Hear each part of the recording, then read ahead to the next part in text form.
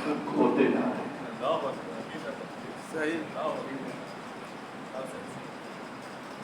हमें नहीं अंदाजा कि अज़ादारी क्या है,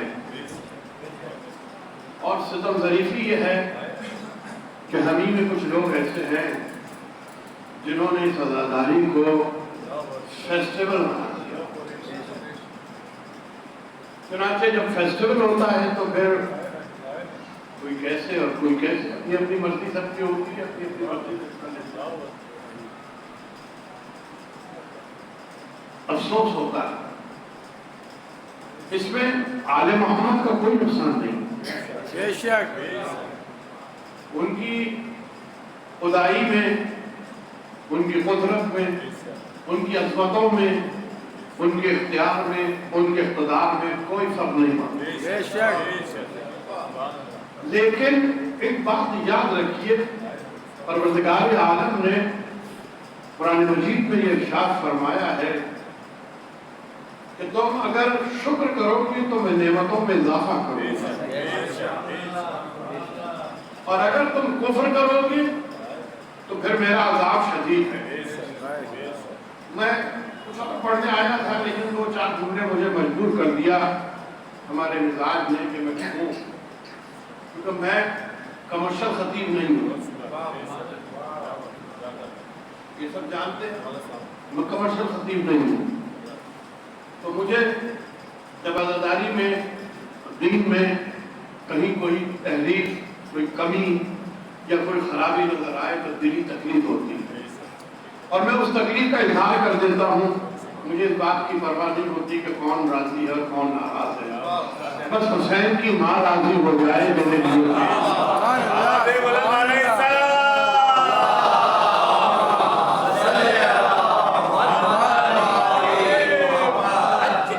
मैं एक छोटी सी चीज आपके सामने किताब से बयान कर दूं, ताकि शायद मैं समझा सकूं कि अज़ादारी की अहमियत, इसकी कदर, इसकी अज़मत, इसकी बुलंदी क्या है, शायद मैं समझा सकूं।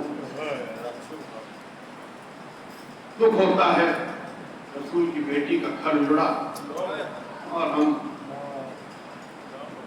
सिर्फ इसमें लगे हुए हैं। एक मर्तबा सरकार खत्म मर्तबा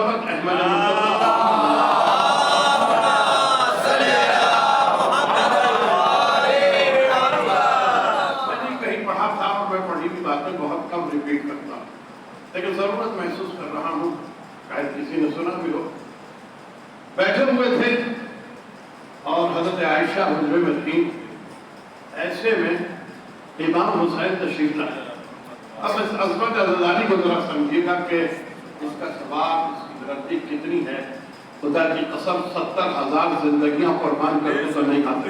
बेशक बेशक कह रहा हूँ, 70,000 जिंदगियां कुर्बान कर दे, कमर खमीदा हो जाए, नमाजें पढ़ते हुए, रोजे रखते हुए आप तिनके बन जाए, आप खत्म कर दी जाए, लेकिन इस अज़ादारी का एक मजलिस बेशक आवाज़े बुलंद नारे सलावत।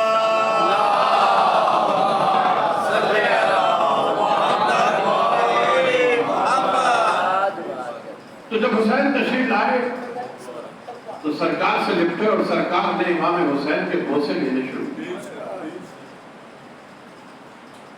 कभी पेशानी पे बोसा, कभी गाल पे बोसा, कभी हाथों पे बोसा, कभी सीने पे बोसा। तो हज़रत आयशा ने पूछा, या रसूलल्लाह, क्या आप इस बच्चे से बहुत मोहब्बत करते हैं? सवाल सुनिएगा इस मस्जिद का कहते हैं। तो हाँ, मैं इससे बहुत मोहब्बत करता हूँ। तो क्यों? कहा, मेरा ये बच्चा करबला की सरजमी पर 3 दिन का भूखा प्यासा शहीद किया है।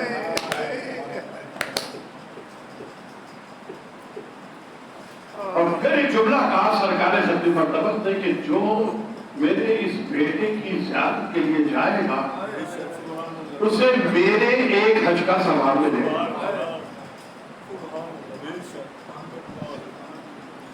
मेरे एक हज का सवाब, ये नहीं कहा रसूल ने कि एक हज का सवाब मिलेगा, میرے ایک لفظ پہ غور کیجیے گا.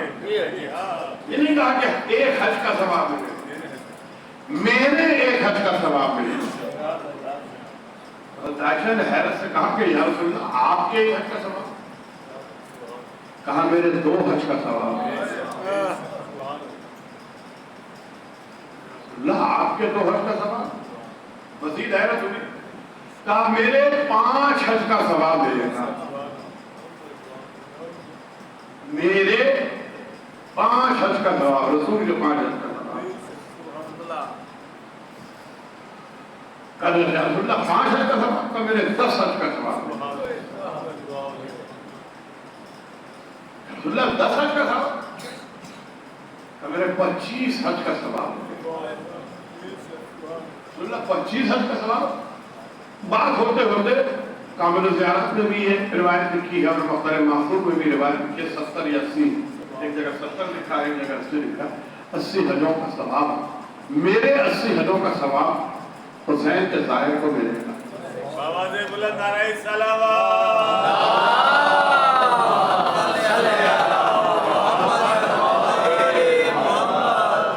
یہ کتنی آسانی سے ہم پنکھوں میں بیٹھ کے، کارپیٹ پہ بیٹھ کے، ٹیپ لگا کر باہر میں بیٹھے ہیں، ہم سے لاکھ کہیں آپ جعفری صاحب نے کہ اندر آ جائیں، وہ اندر نہیں آئیں گے. انہیں کیا معلوم حسین کا دکھ کیا ہے، اس گرمی میں سکینہ پہ کیا گزری، کیا معلوم. کربلا کی بھوک و پیاس، اصل میں ہم نے فیسٹیول بنایا ہے نا. یہاں سے لے کے نکلے بچے کو، ادھر گئے، اس کو ایک بن کباب مل گیا، اس کو کھلا دیا. ادھر سے برگر مل گیا، اس کو کھلا دیا. اس مسجد سے بریانی مل گئی، اس کو کھلا دیا. ادھر سے دودھ کا شربت مل گیا، اس کو پلا دیا. ادھر سے پلا. اب صبح سے شام تک مجلسیں تو کر رہے ہیں، لیکن وہ بچہ جو کھا رہا ہے، ہر قدم میں اسے ایک نئی چیز کھانے کو مل رہی ہے، تو وہ یہ سمجھ رہا ہے کہ حسینیت یا مجلس نام ہے پیٹ بھر کے کھانے کا. اسے کیا پتا 3 دن کی بھوک کیا ہوتی ہے، اسے کیا معلوم کہ علی اصغر کی بھوک کیا ہے، سکینہ کی پیاس کیا ہے. وہ نہیں سمجھ سکے گا. یہ ہم نے فیسٹیول بنا دیا، اور ہر آدمی کے پاس ایک جواز ہے، جو کر رہا ہے اس کے پاس ایک جواز ہے. وہ صاحب عراق میں بھی تو کھلا. دیکھیے ہر آدمی کی تکلیف شرعی الگ ہے. جو میری تکلیف شرعی وہ آپ کی نہیں ہے، جو آپ کی ہے وہ میری نہیں ہے. عراق میں اگر کھلا رہے ہیں تو وہاں 80 میل کا پیدل آپ سفر کر کے جا رہے ہیں. آپ کا شہر نہیں ہے، آپ کا ملک نہیں ہے. نہ جانے کون کیسے کیسے آتا ہے، وہ حسین کے ظاہر کو، حسین کے مہمان کو کھلا رہے ہیں. تو یہاں تو آپ گھر سے نکل کے آئے، ابھی 2 گھنٹے بھی نہیں ہوئے، نہ پیاس ہے نہ بھوک ہے. تو عراق کی گرمی، اس میں پیدل سفر، اور پھر وہ حسین نے کہا تھا کہ میرے ظاہر آئے ان کی مہمانداری کرنا. تو یہاں آپ کو کون سی بھوک و پیاس ہے؟ جو گھر سے نکلتے ہی ایک جگہ دودھ کا شربت، ایک جگہ روح افزا کا شربت، ایک جگہ یہ کھلا پلا کے. اور بیچ میں تو جو میں بہت 4-5 سال پہلے سیکھا بھی بتایا بھی تھا کہ کباب کھلائے جا رہے تھے، برگر اور رول اور یہ اور گڑیا کے بال اور پتہ نہیں کیا کیا. فیسٹیول بنایا، اور اب بھی یہی عالم ہوتا ہے بعض جلوسوں میں، شہر کے آپ دیکھ رہے ہوں گے. تو یہ جو میرے بزرگ ہیں نا، انہیں پتا ہے انہوں نے کیسے جلوس کیے ہیں، کیسے مجلسیں کی ہیں. ہم ننگے پیر جایا کرتے تھے اور پیر چلتے تھے تو کربلا یاد آتی تھی. جب پینے کو پانی نہیں ملتا تھا، پیاس ہوتی تھی، تب سمجھ میں آتا تھا کہ پیاس کسے کہتے ہیں.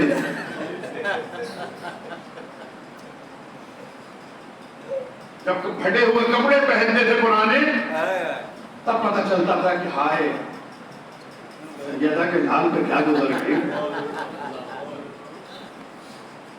پیٹ بھر کے پنکھے چل رہے ہیں، پھر بھی باہر بیٹھیں گے، اندر نہیں آئیں گے، گرمی لگ جائے گی. آپ کیا سمجھیں گے کربلا کی گرمی کو؟ کربلا کی گرمی کو سمجھنا ہے تو گرمی سے گزرے، پھر پتہ چلے کہ کربلا کی گرمی کیا ہے، حسین کی تکلیف کیا ہے، حسین کے بچوں کی تکلیف کیا ہے. اللہ سمجھ میں آئے کربلا. یہ ہو نہیں رہا، یہ ایک سازش کے تحت کیا جا رہا ہے. یہ سازش بڑی بڑی سازشیں ہو رہی ہیں، بڑی بڑی سازشیں، بڑے بڑے طریقے ہو رہے ہیں. میں مسلسل محرم سے یہ کہتا آ رہا ہوں، ہر ممبر سے کہتا آ رہا ہوں، بتاتا آ رہا ہوں کہ سازش کیسے ہو رہی ہے، کہاں ہو رہی ہے اور کیا ہو رہا ہے. یہاں تک سازش ہو گئی کہ ممبر سے آل محمد کا ذکر نہیں ہوتا، دنیا جہان کے تذکرے ہوتے ہیں. کوئی فضیلت نہیں، کوئی قرآن کی آیت نہیں، کوئی استدلال نہیں، کوئی عقیدہ نہیں، کوئی استحکام نہیں، کوئی یقین کی بات نہیں.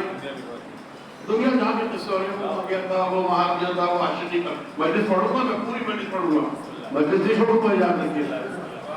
ہاں یہ تو سمجھے گا میں بھی اسی طرح ٹال کے چلا جاؤں گا، یہ ٹال بھی نہیں رہا.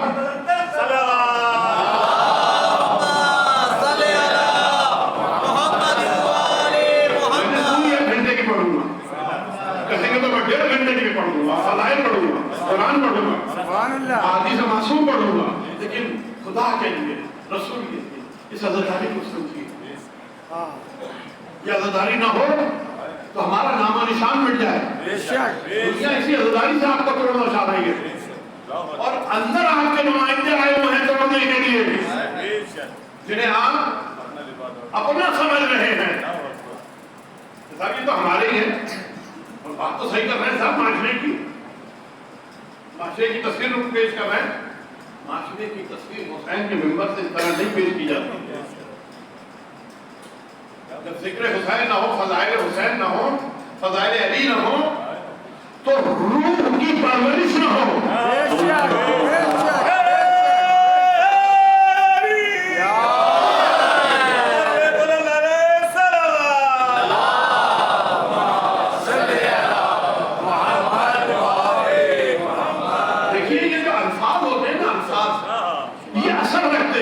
بے شک.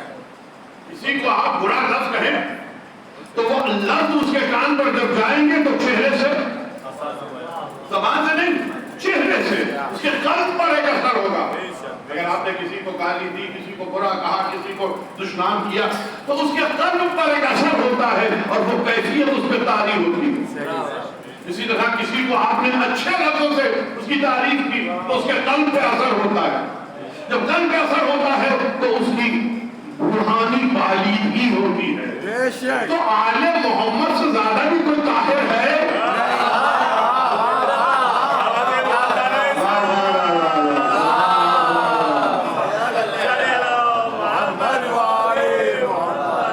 یہ طاہر نہیں ہے آل محمد. میں عجیب لفظ کہہ رہا ہوں، صرف طاہر نہیں ہے آل محمد. آل محمد مطہر ہے. طاہر وہ ہوتا ہے جو خود پاک ہو، مطہر وہ ہوتا ہے جو نجس کو بھی پاک کر دے.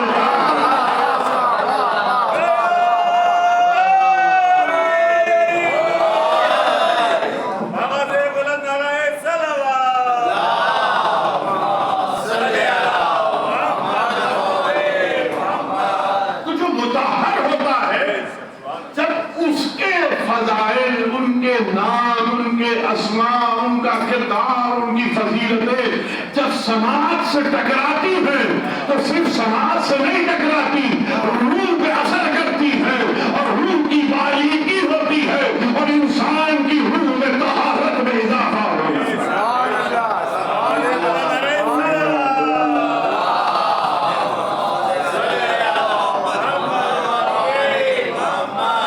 دنیا جہاں کے قصے سناتے رہی ہے، ادھر کی کتابوں کے قصے، ادھر کی کتابوں کے قصے، ان کی کہانیاں، لیلا کے قصے، مجنوں کے قصے دوہراتے رہے.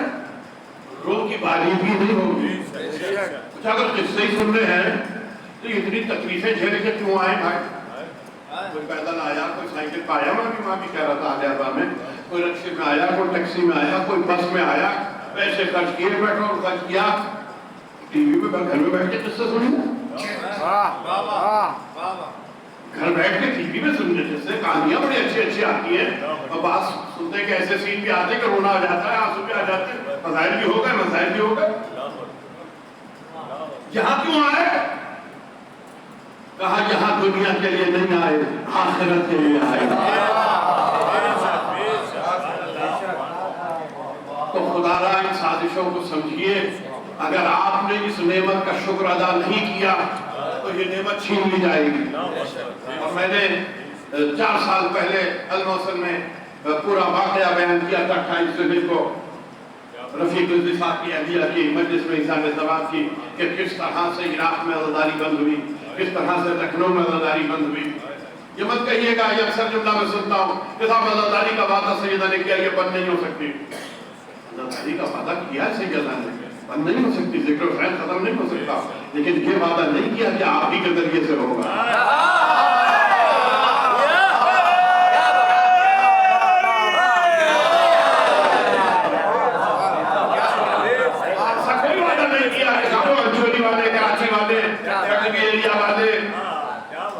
پاکستان والے ان کی عزاداری کو نہیں ختم ہونے دیں گے۔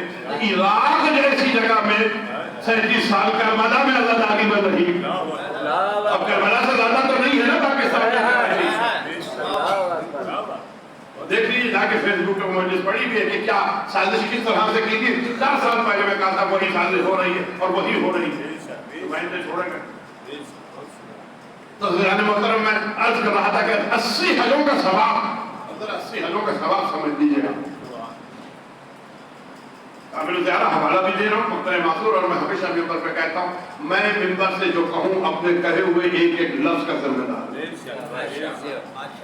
ایک لفظ کا ذمہ دار ہوں، جس کو تسلی تصفی نہ ہو بعد مجلس مجھ سے پوچھے کہ صاحب آپ نے یہ کہا تھا، آپ نے یہ کہا، ہمیں یہ نہیں سمجھ گیا، سمجھنے کے لیے پوچھے، لڑنے کے لیے نہیں۔ لڑنا ورنہ ہمارا کام نہیں، ہمارا کام تو پہنچانا ہے، لیکن نہیں سمجھ میں آیا تو ہم سمجھائیں گے، 2 گھنٹے بیٹھ کے سمجھائیں گے، کیونکہ یہاں آپ سمجھنے کے لیے آ رہے ہیں تاکہ سمجھ کے آپ کے یقین میں اضافہ ہو، آپ یہاں سے شک لے کے اٹھ کے نہ جائیں۔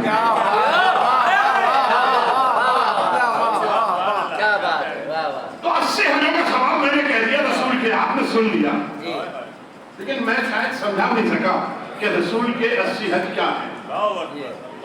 دیکھیے کائنات کا کسی کا بھی عمل رسول کے عمل سے افضل نہیں، کسی کا بھی۔ فلا علی،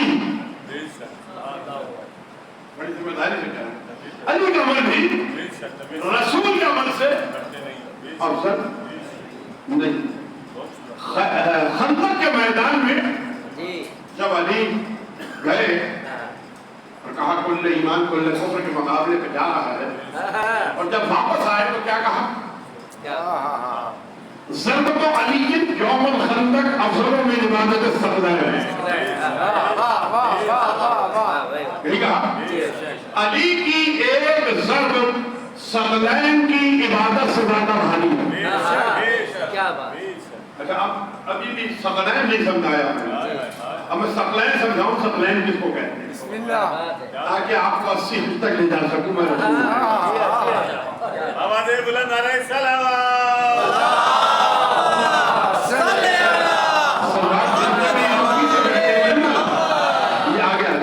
میں نے ایک مثال ہمیشہ دی ہے، ایک اسکول میں کلاس ہوتی ہے، ایک اسکول میں گراؤنڈ ہوتا ہے۔ کوئی بچہ اگر اسکول میں آئے اور گراؤنڈ میں گھومتا رہے اور دوسرے دن پھر آئے تو استاد کہے کہ صاحب کل کیوں نہیں آئے تھے؟ سر میں تو آیا تھا، اسکول سے گیٹ میں داخل ہوا تھا پڑھنے، کہا حاضری نہیں لگی تمہاری، کیوں نہیں لگی؟ اس لیے کہ کلاس میں نہیں آئے تھے۔ یہ جو باہر بیٹھتے ہیں نا، یہ سمجھ لیں کہ یہ کلاس میں نہیں ہے، حاضری نہیں لگے گی، گھومتا رہے گراؤنڈ، چاہے گھومنے آپ گراؤنڈ میں، حاضری جب لگے گی جب کلاس میں آئے۔ اور کلاس میں آنے والوں کے لیے ایک بات سنو کہ پیچھے بیٹھتے ہیں نا گھبرا کے شرما کے، بھئی آل محمد کے معاملے میں شرمانا نہیں، دنیا سے محبت کرنے والے کو جب دنیا مل رہی ہو تو وہ پیچھے نہیں رہتا، تو جب مومن کو آل محمد کے فضائل مل رہے ہو تو پھر مومن کیسے آل محمد کے فضائل کے لیے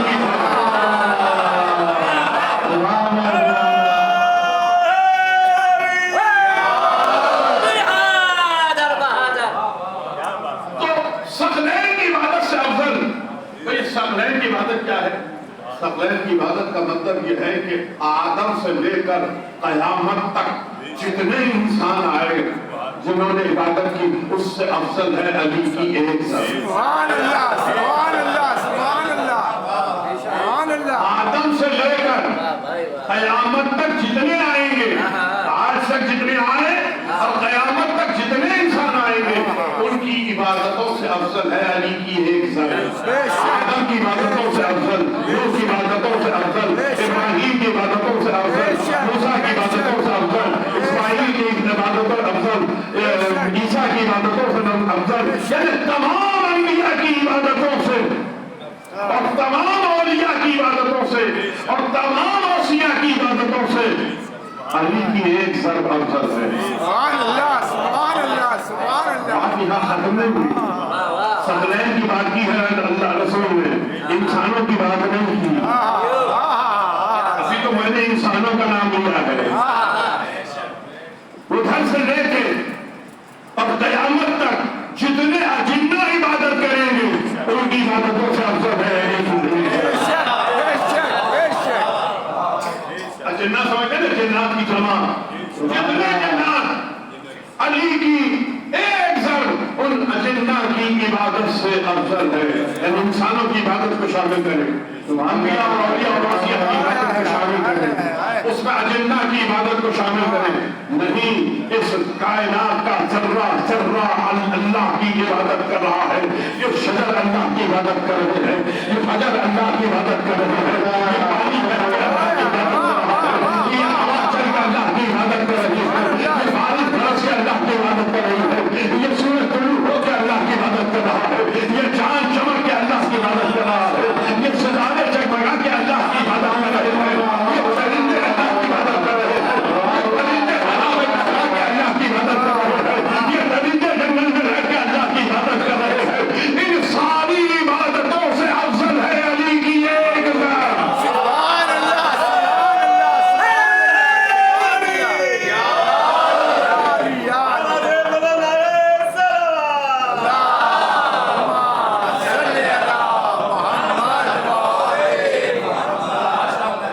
اب ثقلین کی بات سمجھ میں آئی نہیں؟ ابھی ایک چیز رہ گئی، ایک چیز رہ گئی، انسان، اجنہ، شجر، حجر، پانی، ہوا، آسمان، سورج، چاند، ستارے نہیں، یہ جو ملائکہ ہے روز افضل سے جتنی عبادت کر رہے ہیں، روز قیامت تک جتنی عبادت کریں گے ان سب کی عبادت سے افضل ہے علی کی ایک ذات۔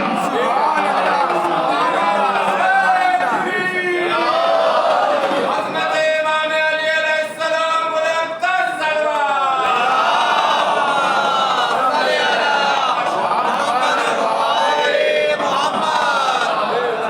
اب ثقلین کی عبادت سمجھ میں آ گئی ہے، آگے بڑھنے کی اجازت ہے مجھے؟ ثقلین کی عبادت سے افضل علی کی ایک ضرب، لیکن علی کی ایک ضرب رسول کے خط سے افضل نہیں ہے۔ بڑی ذمہ داری سے کہہ رہا ہوں میں، لیکن علی کی ایک ضرب رسول کے ایک حج سے افضل نہیں ہے، لیکن رسول کی عبادت سے افضل کسی کی عبادت نہیں ہو سکتی، تو علی کا رسول کا ایک حج علی کی ثقلین کی عبادت سے افضل ہے۔ علی کی ایک ضرب سے رسول کا ایک حج افضل ہے، اور جو زائر حسین ہے اسے رسول کے 80 حجوں کا ثواب مل رہا ہے۔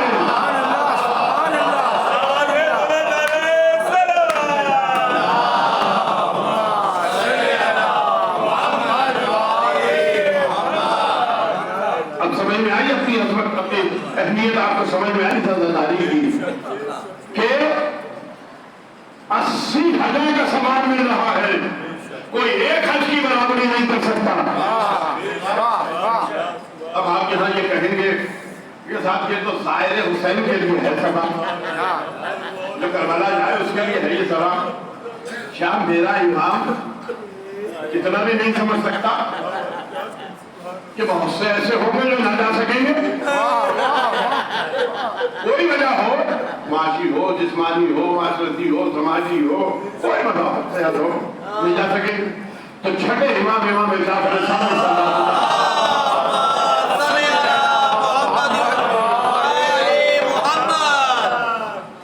کے پاس جب کوئی آتا تھا تو آپ فوراً پوچھتے تھے تم زیارت حسین کے لیے جاتے ہو؟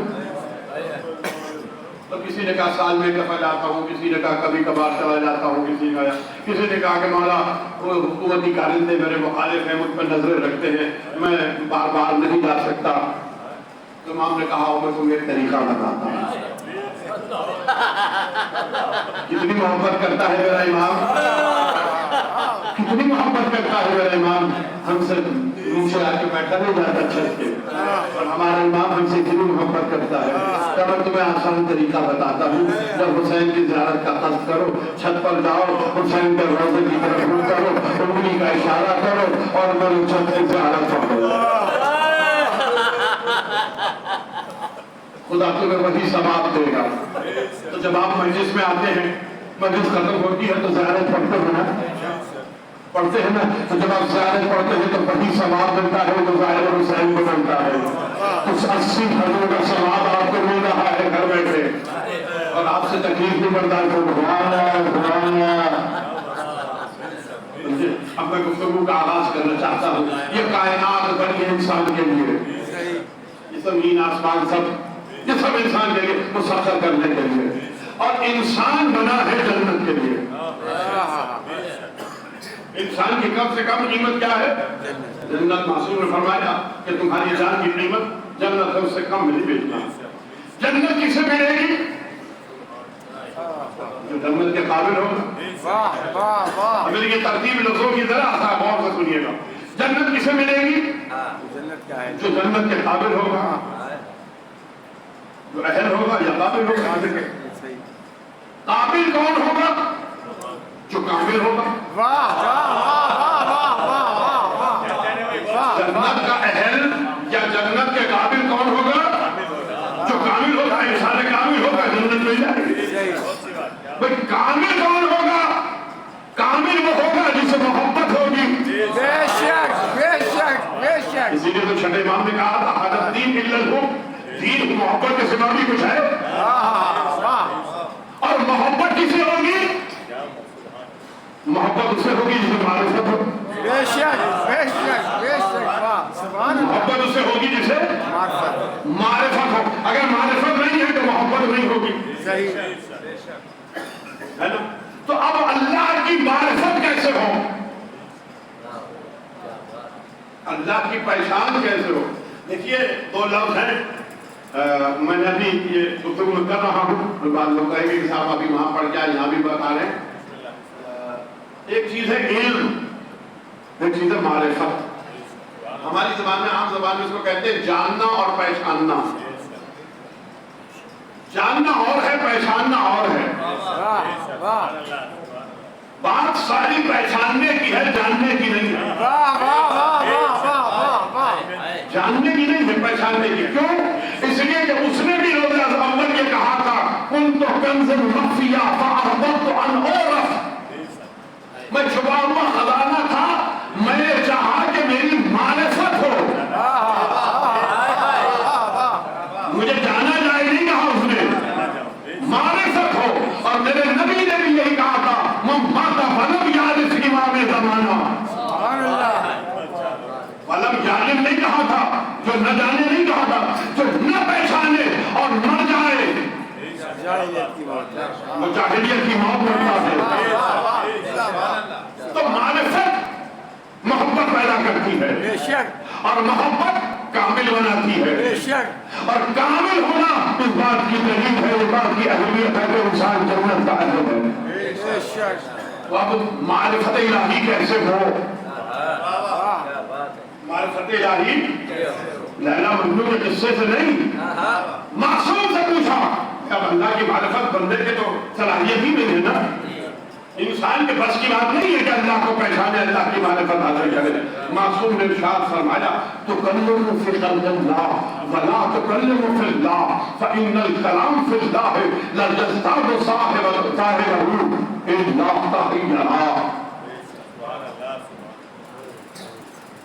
کیا کہا؟ تکلم فی خلق اللہ، اللہ کی مخلوق کے بارے میں کلام کرو، وَلَا تُكَلِّمُ فِي اللَّهِ، اللہ کے بارے میں کلام نہ کرو۔ کیوں؟ اس لیے کہ اللہ کے بارے میں گفتگو کرنے والے کی سوائے حیرت میں اضافے کے لا یزداد صاحبہ الا تحیرا، سوائے حیرت کے کوئی اضافہ کوئی نہیں. اللہ ہے، کہاں ہے، کیسا ہے، کب سے ہے، کب سے نہیں ہے، وہاں تھا تو کیا تھا، یہاں نہیں. حیرت ملے گی. اللہ کے بارے میں سب کی ذات کے بارے میں نہیں سوچنا. تو کیا کرے مولا؟ پھر کہا کہ تو کلموا فی خلق اللہ، اس کی مخلوق کے بارے میں گفتگو کرو. اچھا تو کون سی مخلوق کے بارے میں؟ تو کون سی مخلوق کے بارے میں؟ تو پھر معصوم نے ارشاد فرمایا وَإِيَّاكُمْ وَالتَّفَكُّرَ فِي اللَّهِ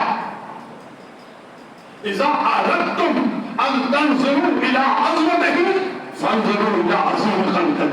سبحان اللہ، سبحان اللہ. إِيَّاكُمْ وَالتَّفَكُّرَ فِي اللَّهِ، اللہ کے بارے میں غور و فکر نہیں کرو. اگر تم اس کی عظمت کو دیکھنا چاہو تو اس کی عظیم مخلوق کو دیکھو، خالق سمجھ میں آئے. سبحان اللہ، سبحان اللہ، سبحان اللہ، سبحان اللہ.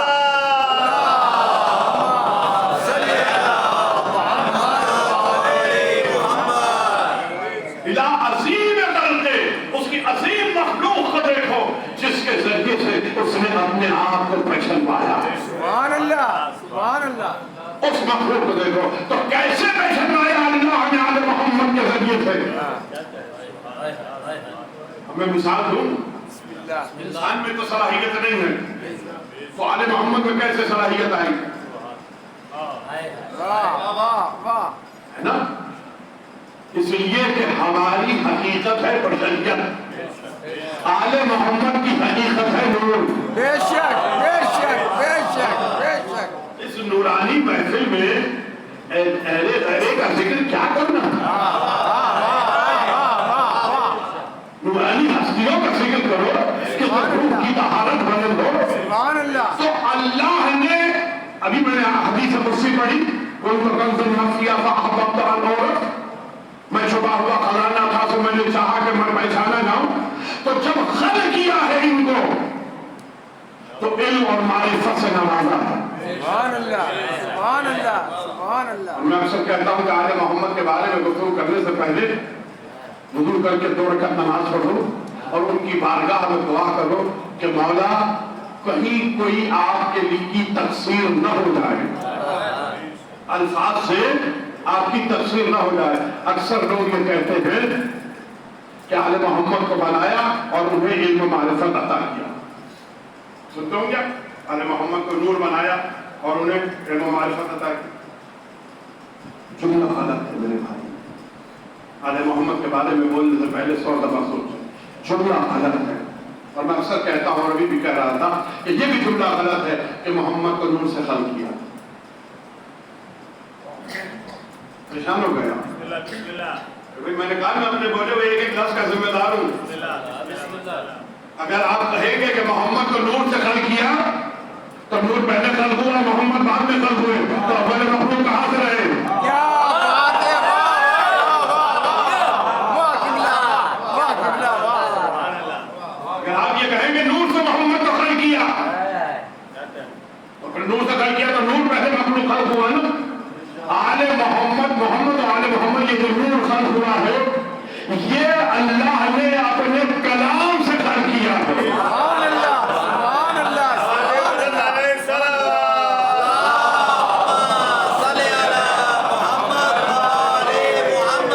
کسی چیز سے نہیں بنایا. تو زیادہ کی منزل پہ نہیں لے جا سکتا آپ کو، اختراع کی منزل الگ ہے. اور جب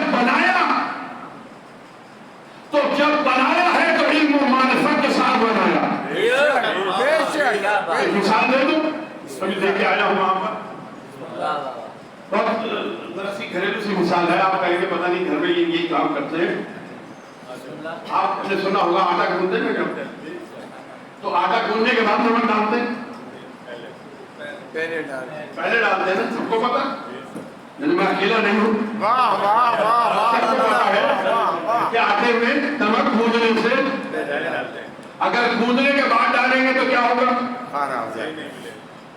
کہیں ہوگا کہیں نہیں ہوگا، کہیں زیادہ ہوگا کہیں کم ہوگا. اگر گوندنے کے بعد آٹا میں نمک ڈالا تو کہیں زیادہ کہیں کم، کہیں ہے کہیں نہیں. تو پہلے ڈالا تو کیا ہوا؟ کبھی شکایت نہیں آئی کہ میری روٹی میں نمک زیادہ ہے، میری روٹی میں شکایت نہیں آئی کہ میرے پاس تو نمک آیا ہی نہیں آئی نا کبھی شکایت؟ تو اگر آل محمد کو بنا کے علم و معرفت دیتا تو کہیں ہوتا کہیں نہ ہوتا، کہیں نہ ہوتی۔ پروردگار نے ان کے خمیر میں علم ہی رکھا ہے۔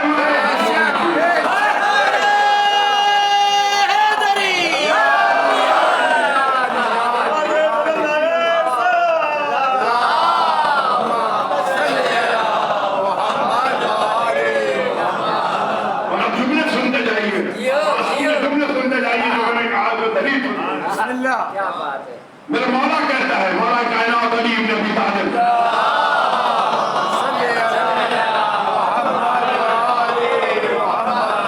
یا من دل علی ذاتہ بذاتہ، اے وہ جو خود اپنی ذات پر دلیل ہے۔ سبحان اللہ، سبحان اللہ۔ سید سجاد فرماتے ہیں، اے پروردگار تو چھپا ہوا کب تھا جو میں تجھے بھولوں؟ واہ واہ واہ واہ واہ واہ۔ اے پروردگار تو چھپا ہوا کب تھا جو میں تجھے ڈھونڈوں؟ یعنی جب یہ خلق ہوئے ہیں تو معرفت کے ساتھ خلق ہوئے ہیں، کوئی لمحہ ایسا نہیں گزرا کہ خلق ہونے کے بعد اللہ انہیں اپنا تعارف کراتا۔ ملائکہ کو جب خلق کیا ہے تو خلق کرنے کے بعد معرفت دی ہے۔ ملائکہ انہی کے نور سے خلق ہوئے۔ بے شک۔ لما اراد اللہ وابتداء، سرکار اپنی مرتبت کی حدیث ہے کہ جب اللہ نے ہمارے بعد، ہمارے نور کے بعد مخلوق کو خلق کرنا چاہا تو ففتح نوری فخلق منہ العرش، میرے نور کو توڑا، اس سے عرش کو خلق کیا۔ سبحان اللہ۔ میرے نور کو توڑا، اس سے عرش کو خلق کیا۔ ففتح نور اخی علی بن ابی طالب فخلق منہ الملائکہ، میرے بھائی علی کے نور کو توڑا، اس سے ملائکہ کو خلق کیا۔ سبحان اللہ، سبحان اللہ، سبحان اللہ۔ ففتح نور ابنتی فاطمہ الزہرا صلوات اللہ سلام اللہ علیہ،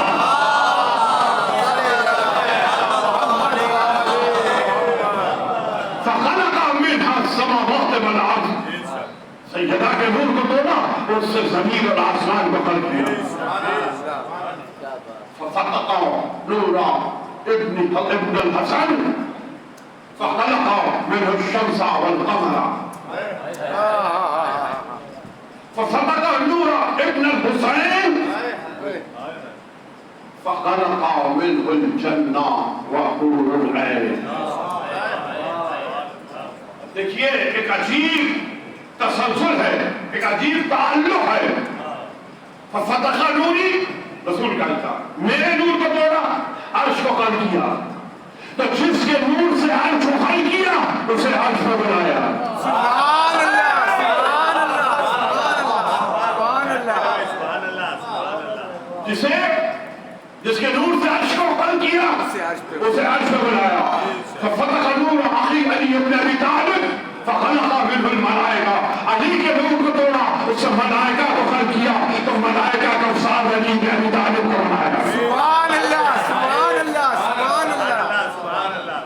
ففتح نور ابنتی فاطمہ فخلق منہ السماوات والارض، اس کے نور سے میری بیٹی فاطمہ کے نور سے زمین بنائی، آسمان بنایا، اس لیے سیدہ کے بہر میں ساری زمین میں ہوئی۔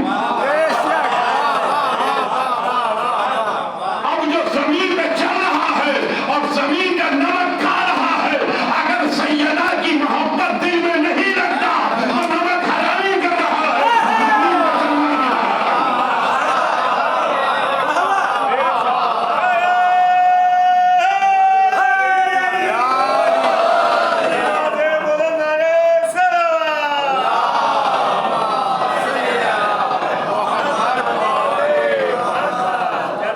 سمجھ میں آیا کہ کیوں کہا تھا کہ جو سیدہ کے دشمن کے بال برابر بھی، بال برابر بھی اگر دل میں جگہ رکھے گا تو جنت کی بو بھی نہیں پا سکتے۔ بے شک، بے شک، بے شک۔ اس کی زمین پر رہ رہا ہے اور اسی سے نمک حلالی۔ تو حسین کے لیے کہا ففتح نور ابن الحسین فخلق فی الجنہ والحور العین، اس لیے حسین پر رونے والے کے لیے جنت کو واجب قرار ہے، جنت حسین کی میراث ہے۔ یہ سارے جملے اگر میں دہراؤں گا تو لوگ ناراض ہوتے کہتے ہیں آپ یہ باتیں کیوں کرتے ہیں، کہ نہیں خالی رونے سے جنت نہیں مل سکتی۔ میں بھروسے کہا جا رہا ہے خالی رونے سے جنت نہیں مل سکتی۔ اب سنیے، قارون کو سزا ملی، کیا سزا ملی؟ اسے سمندر میں نیچے ڈبو دیا، سمندر میں فرشتہ عذاب نازل کر رہا۔ جب یونس نے وہ مچھلی نے نگلا، یونس پیغمبر کو مچھلی نے نگل دیا، آپ کو پتا، اور وہ لے کے سمندر میں چلی۔ جب چلی سمندر میں تو یونس تسبیح پڑھتے چلے، لا الہ الا اللہ سبحانک انی کنت من الظالمین۔ یونس تسبیح پڑھ رہے تھے، مچھلی گزری قارون کے قریب سے، اسے آواز سنائی دی، جو فرشتہ عذاب نازل کر رہا تھا اس سے کہا ٹھہر جا، یہ آواز کیسی ہے بتا؟ انہوں نے کہا یہ یونس نبی کی آواز ہے جو تسبیح پڑھ رہے ہیں، کہ مجھے ان سے بات کرنے کی اجازت دے، کر دی اجازت، کہ یونس بتاؤ موسیٰ کا کیا ہوا؟ کہ موسیٰ کا انتقال ہو گیا، اور ہارون کہ وہ بھی دنیا سے چلے گئے، کہ ان کی ہمشیرہ کہ وہ بھی اب دنیا میں نہیں ہے۔ تین نام پوچھے، موسیٰ، ہارون اور موسیٰ کی ہمشیرہ کلثوم جن کا نام ہے۔ بس اس نے جملہ کہا، ہائے افسوس آل عمران ختم ہو گئی۔ اللہ کے عذاب میں تھا قیامت تک کے لیے، صرف ایک جملہ کہا، ہائے افسوس آل عمران ختم ہو گئی۔ حکم پروردگار ہوا کہ وہ عذاب ہی اس پہ نازل ہو رہا تھا، قیامت تک کے لیے موقوف کر دیا جائے۔ ارے موسیٰ کے مسیح ہارون اور ان کی بہن کے لیے ایک جملے نے قیامت تک کے لیے عذاب کو موقوف کر دیا، تو اگر حسین کو رونے والے کے پاس سے عذاب ہٹا دیا جائے تو تعجب کی بات کیا ہے؟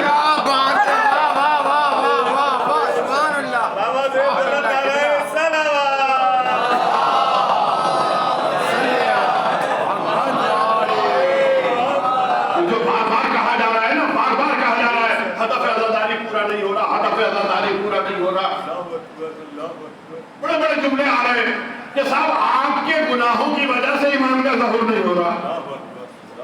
کوئی ایک حدیث سناتا مجھے، کوئی ایک حدیث، ہم نے تو یہی سنا ہے کہ جب دنیا ظلم و جور سے بھر جائے گی جب امام آئیں گے، اگر ساری دنیا نیک ہو جائے گی تو امام کہاں آئیں گے؟ واہ کیا بات ہے، واہ واہ واہ واہ۔ اس کا یہ مطلب نہیں ہے کہ میں آپ سے کہہ رہا ہوں کہ آپ گنہگار ہو جائیں، نہیں، ہم نے تو اپنا عقیدہ بچانا ہے، صرف عقیدہ بچانا ہے۔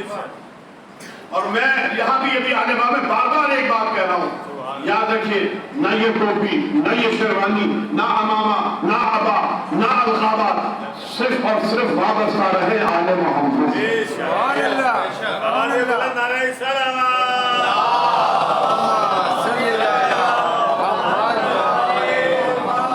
ہر وہ ذاکر، ہر وہ خطیب، ہر وہ عالم جو آل محمد کا ذکر کرے لائق احترام ہے۔ احترام اس کا نہیں ہے، احترام اس ذکر کا ہے جو کر رہا ہے۔ اور جو آل محمد کا ذکر نہ کرے اس کا ذکر کم سے کم سننے نہ جائیں، کم سے کم سننے نہ جائیں۔ انڈیا کے جب مختار کے پاس ایک آدمی کو لایا گیا، جب قاتلان حسین سے بدلہ لے رہے تھے تو بلایا گیا، پوچھا تو نے کس کو قتل کیا؟ اس نے کہا کسی کو نہیں۔ تلوار چلائی؟ نہیں۔ نیزہ مارا؟ کہا نہیں۔ پتھر مارا؟ نہیں۔ مال لوٹا؟ کہا نہیں۔ اس کو کیوں لائے؟ کہا یہ لشکر وزیر میں شامل تھا۔ مختار نے کیا جملہ کہا سن لیجئے، مختار نے کہا نہ قتل کیا ہو، نہ مارا ہو، نہ لوٹا ہو، یزیدی لشکر کی تعداد تو بڑھا رہا تھا نا۔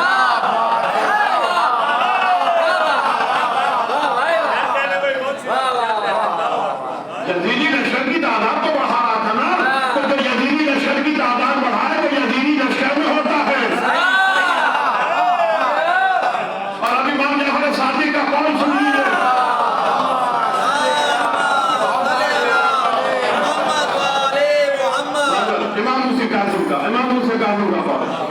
نام ہے.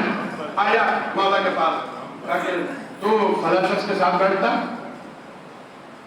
کہا وہ تو میرا ماموں ہے. ماموں دوست نہیں، ماموں. تجھے نہیں معلوم اس کا عقیدہ ہمارے عقیدے کے خلاف ہے؟ کہ مجھے اس کے عقیدے سے کیا لینا؟ نہیں، اس کے عقیدے سے کیا لینا؟ ایک صحبت میں بیٹھ رہا ہے تو سننے. ایک باپ بیٹا تھے موسیٰ کے دور میں. جب موسیٰ لشکر لے کے اپنا قبر لے کے چلے تو بیٹا موسیٰ کے لشکر میں تھا، باپ فرعون کے لشکر میں تھا. بیٹا موسیٰ کے لشکر میں، باپ فرعون کے لشکر میں. جب دریا پار کرنے لگے تو اسے خیال آیا کہ ارے میرا باپ فرعون کے لشکر میں، اسے بھی لے آؤں ورنہ ہو ڈوب جائے گا، مر جائے گا یا فرعون کے ساتھ تباہ ہو جائے گا. وہ پلٹا فرعون کے لشکر میں گیا، باپ کو لینے گیا. ادھر موسیٰ کا لشکر نکل گیا، وہ فرعون کے لشکر کے ساتھ ڈوب گیا. تو ایسی مجلسوں میں جائیں گے جہاں ذکر آل محمد کے سوا سب کچھ ہو تو وہ تو غرق ہوں گے ہی ہوں گے، جانے والے بھی غرق ہو جائیں گے.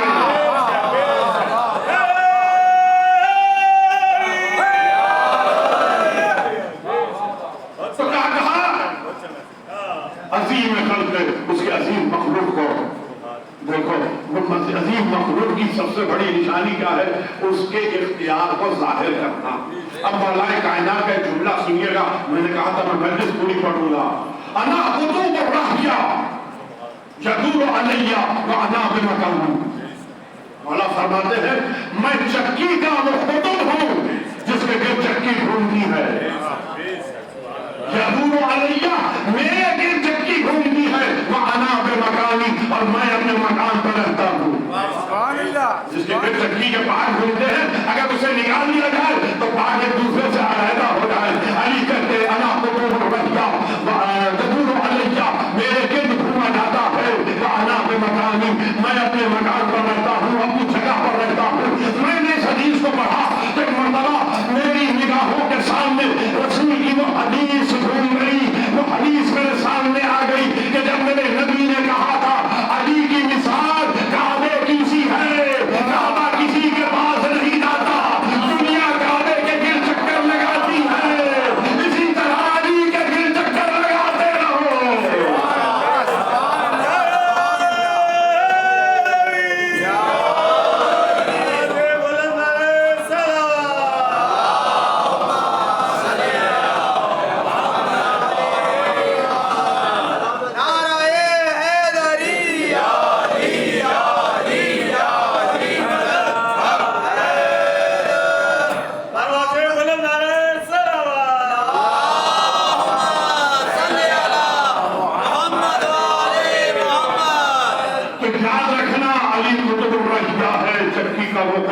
جس کے گرد چکی گھومتی ہے، علی کے گرد گھومیں گے ورنہ یہ حج کعبے جو ہے وہ حج نہیں ہے. قیامت تک کے لیے بندوبست کر دیا علی کو کعبے میں پیدا کر کے. سبحان اللہ، سبحان اللہ، سبحان اللہ. تمہارا حج بھی قبول نہیں اگر تم علی کی پیدائش گاہ کے گرد چکر نہ لگاؤ. اور ساتھ ہی آئے سنتے جائیے تاکہ گفتگو کو تمام کروں کہ مجھ پر آمد ہونا ہے. ان اول بیت وضع للناس الذی بمکۃ مبارکۃ وہدی للعالمین. ہم نے پہلا گھر جو زمین پہ بنایا لوگوں کے لیے، وہ گھر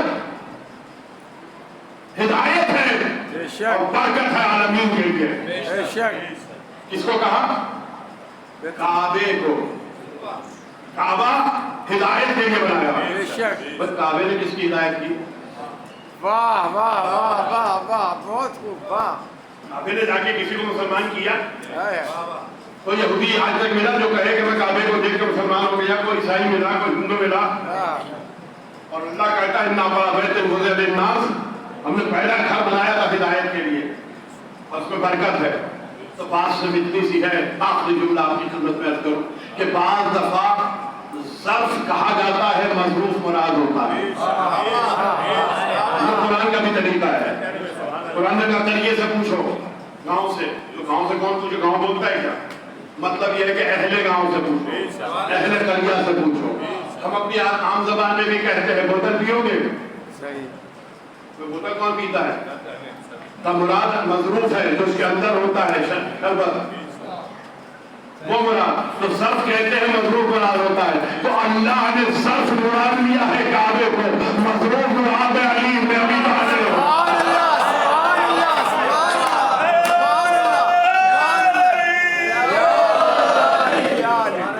تو یہ وہ مخلوق عظیم ہے اگر اللہ تک پہنچنا ہے تو علی کو بے شک علی کو تھام لو پناہگاہ بنا لو اس لیے کہ خود پروردگار نے کہا کہ ذلت اینما ثقفوا جہاں بھی جاؤ تمہارے اوپر ذلت کا بار پڑے گا ذلت تمہاری تمہیں گھیرے رہے گی ضربت علیہم الذلہ ان پر ذلت کی مار پڑے گی اینما ثقفوا وہ جہاں بھی جائیں الا سوائے ان کے بحبل من اللہ وحبل من الناس پڑھی نہیں جاتی آیت قرآن میں سوائے ان لوگوں کے لیے جو اللہ کی پناہ میں آ جائیں اور کچھ لوگوں کی پناہ میں آ جائیں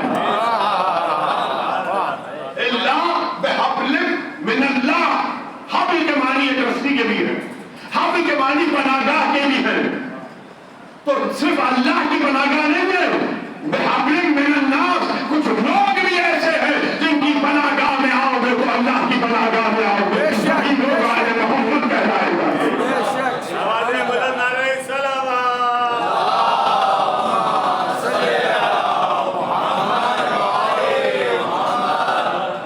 وہی لوگ آل محمد کہلاتے ہیں اگر چاہتے ہو کہ دنیا کے اس ظلم و جہل کے اندھیروں سے بچے رہو تو آل محمد کا دامن نہ چھوڑنا نہ آنا ان فریبیوں میں کہ ہدف مجلس پورا نہیں ہو رہا ہدف مجلس یہی ہے یہی معصوم نے فرمایا کہ وہ چہرے مردہ نہیں ہوں گے اس دن جب سارے چہرے مردہ ہوں گے جو ہمارے ذکر کی محفلوں میں آتے ہیں معصوم کا فرمان ہے معصوم کا فرمان ہے کہ جو آل محمد کا ذکر کرے ذکر میں آئے ذکر میں بیٹھے ذکر کو سنے شفاء للصدور ذکرنا شفاء للصدور یہ تمہارے دل کی بیماریوں کا علاج ہے سبحان اللہ سبحان اللہ سبحان اللہ آپ کو سمجھ گیا ہے اس لیے اب نمائندے چھوڑے ہوئے ہیں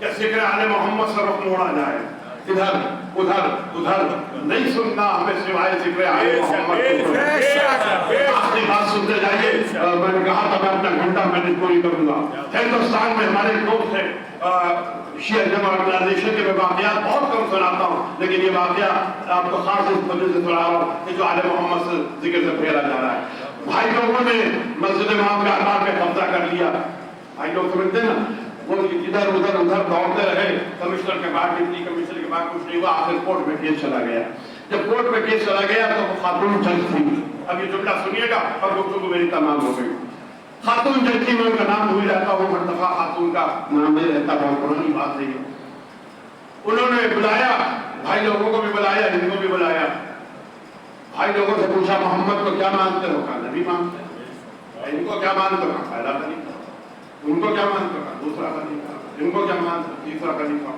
علی کو کیا مانتے ہو چوتھا خلیفہ کہا حسین کو کیا مانتے ہو کہا ہمارے نبی کے نواسے ہیں انہوں نے کہا نہیں مانتے کیا ہو اب جملہ سنیے گا فورت کا مانتے کیا ہو ہمارے چوتھے خلیفہ کے بیٹے ہیں انہوں نے کہا میں رشتے نہیں پوچھ رہی خدا کی قسم اس عورت کی معرفت اس کی نگاہیں کہاں تک جا رہی ہیں انہوں نے کہا میں رشتے نہیں پوچھ رہی خود حسین کو کیا مانتے ہو ان کو بلایا کیا مانتے ہو کم نبی مانتے ان کو کیا مانتے ہو ان کو کیا مانتے ہو ان کو کیا مانتے ہو علی کو کیا مانتے ہو کا پہلا امام کا حسین کو کیا مانتے ہو کا تیسرا امام سبحان اللہ سبحان اللہ حسین کو کیا مانتے ہو کا تیسرا امام اس نے فیصلہ لکھا اسی وقت لکھا اس نے فیصلہ یہ امام بارگاہ حسین سے منسوب ہے سبحان اللہ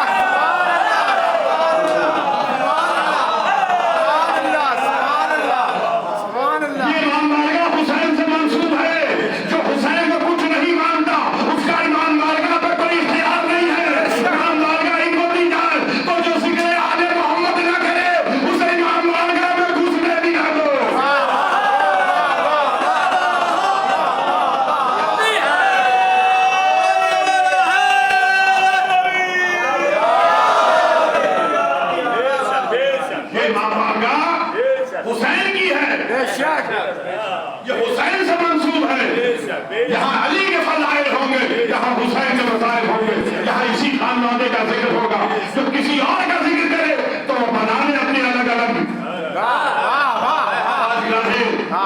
دربار، جو بنانا ہے بنا لے. یہ حسین سے منسوب ہے. اس پہ پیسہ اس لیے دیا لوگوں نے کہ یہاں ذکر آل محمد ہو، یہاں فضائل آل محمد ہو. یہ کسی کی جاگیر نہیں ہے، کسی کی میراث نہیں ہے کہ تم پابندیاں لگا دو کہ جو فضائل علی بیان کرے وہ یا نہیں پڑے گا. وصیت امام بارگاہ پابندی لگی ہوئی ہے، نہیں پڑے گا، فلاں نہیں پڑے گا. کیوں نہیں پڑے گا؟ غالی ہے. غالی کیا ہے؟ فضائل آل محمد بیان کرتا ہے. آپ نے جملہ گفتگو کو تمام کیا کہ مولا کے بارے میں اگر کوئی کچھ کہہ دے تو برداشت کر لیں گے، مولوی کے بارے میں کوئی کچھ کہے تو نہیں برداشت کریں گے.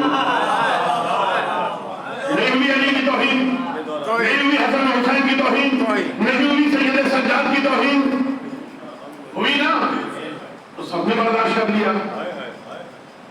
اور مولوی کے بارے میں ہم نے کہا کہ مولوی نے یہ غلط پڑھا تو کہا لگا دو پابندی. ارے مر گئے بڑے بڑے بلو مریا بلو کر سکے. تمہاری حیثیت کیا ہے؟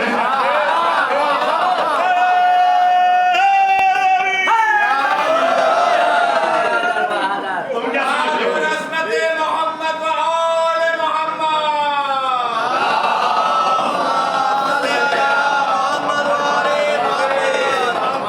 ہمارے پابندی لگانے سے فکر رک جائے گا.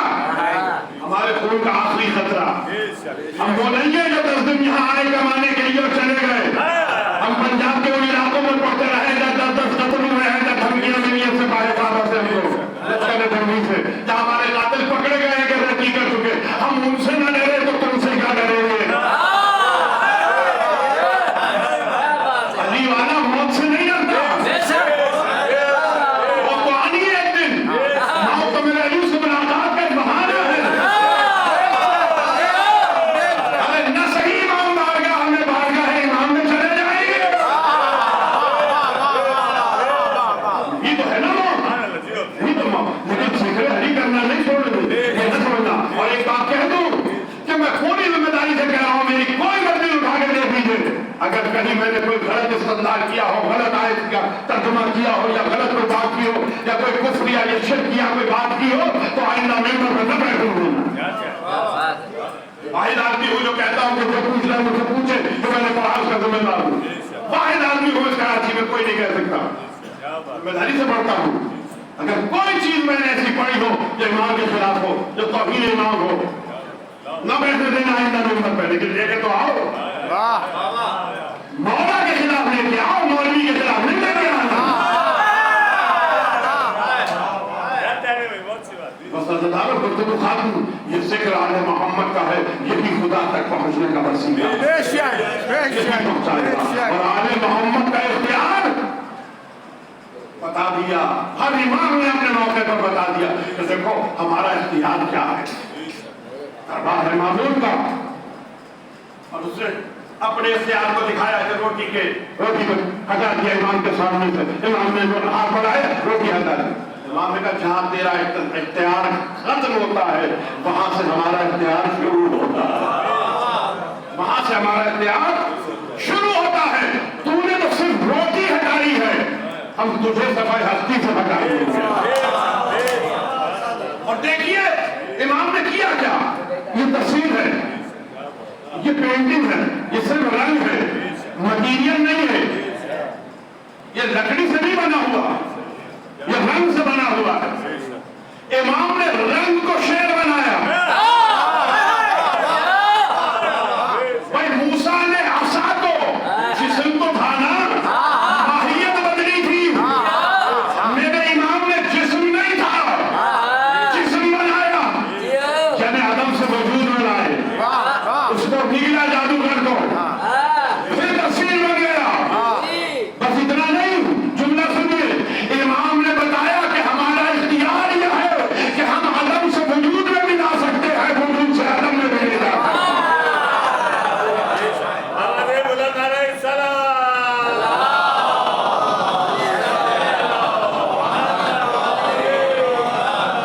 ہم وجود سے عدم میں بھی لے جا سکتے ہیں اور عدم سے وجود میں जा सकते हैं। कहाँ गया वो इंसान जिसे शेर ने खाया था? अगर शेर न खाता और खाली ये तस्वीर बनती और वापस चली जाती तो लोग कहते आंखों का धोखा था। आज भी होते ना आंखों के धोखे जो टीवी पे दिखाए जाते हैं जादू, सिर्फ आंखों का हेरफेर होता है। तो अगर खाली शेर तस्वीर बनता और वापस शेर हो जाता तो लोग कहते थे आंखों का धोखा। नहीं, ये जादूगर को खा के फिर तस्वीर बन जाना ये दलील है कि इमाम का इख्तियार ये होता है कि इमाम चाहे तो आदम से किसी को वजूद में ले आए और वजूद से आदम में नहीं आए। ये इख्तियार इमाम ने बता दिया।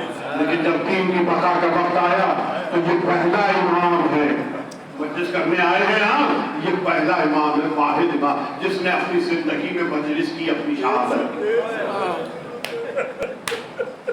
वाहिद इमाम जब चले मदीने से तो बनी हाशिम की औरतों को जमा किया, कब मुझको रो लो, मातम कर लो, मर्सिया कर लो, मैं जा रहा हूँ अब लौट के नहीं आऊंगा। इस गरीब मुसाफिर का मातम, इस गरीब मुसाफिर की मजलिस, इस गरीब मुसाफिर को रोया, उसकी जिंदगी में गया। जब रो चुकी ना बीवियां तो मेरा मौला घर से बाहर निकला। जब घर से बाहर निकले तो देखा कि 7 साल का बच्चा जमीन में बैठा हुआ है और मट्टी उठा के सर में डाल रहा है।